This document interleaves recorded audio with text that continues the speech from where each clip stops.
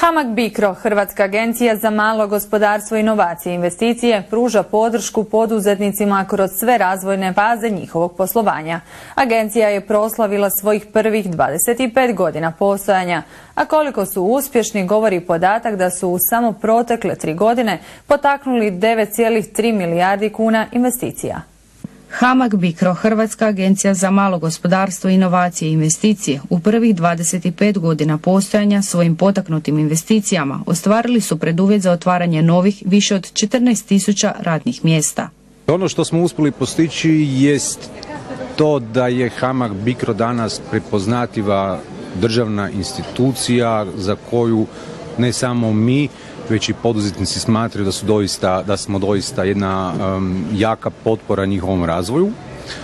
Uspjeli smo objediniti na jednom te istom mjestu naoko različite programe od besplatnih potpora za nekakve klasične poduzetnike do nekakvih malih kredita, jamstava i do nekakvih razvoja i financiranja, prepoznavanja inovacijskih procesa i njihovo financiranje, da se sve to događa na jednom te istom mjestu. Agencija je dala potporu brojnim, sada vrlo uspješnim poduzetnicima u Hrvatskoj. Po početku je bilo bitno dobiti, razviti tehnologiju i potpora HAMAG BICRA je zapravo puno značila da se ti početne faze razvoja projekta, a sad zapravo dobijamo i potporu u većim iznosima koja omogućava zapravo dobro prisustvo na svjetskom tržištu.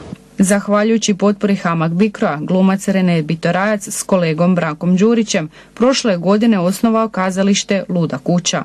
Prvo i jedino nezavisno kazalište institucionalno sa vlastitom, dakle, zgradom i dvoranom u Hrvata, koje već, kako sam rekao, godinu dana vrlo uspješno radi, puni dvorane i veseli gledatelje u Zagrebu, ali i po cijeloj Hrvatskoj. Bez HAMAG BICRO-a ne bi bilo ničega. Dakle, oni su nam praktički u ova teška vremena kad ti jamac niko ne želi biti, oni su nam bili jamac 80% kredita i bez njih ne bi mogli ući zapravo u poslovanje, jako smo sretni da smo to realizirali. U agenciji poduzetnik na jednom mjestu može dobiti potporu u svakoj fazi svog poslovanja, pa je tako ove godine potporu zatražila Urška Sršen, koja je prema Forbesovoj listi uvrštena među najuspješnijim ljudima u Europi koji su mlađi od 30 godina.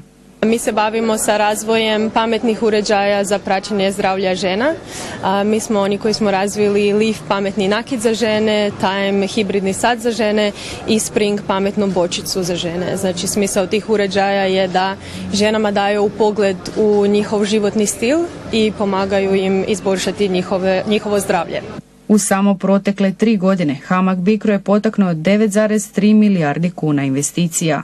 Ono što mi sad kanimo ove godine napraviti se pozicionirati još čvršće na tom nekakvom sektoru djelovanja koji ima svrhu i smisao podupiranje poduzetništva, a već u nekakvoj idućoj financijskoj perspektivi još više povećati i naše mogućnosti, financijske mogućnosti davanja potpora poduzetnicima kako bi onaj drugi ciklus bili još brži, još efikasniji i još više u korist poduzetnicima i njihovim idejama.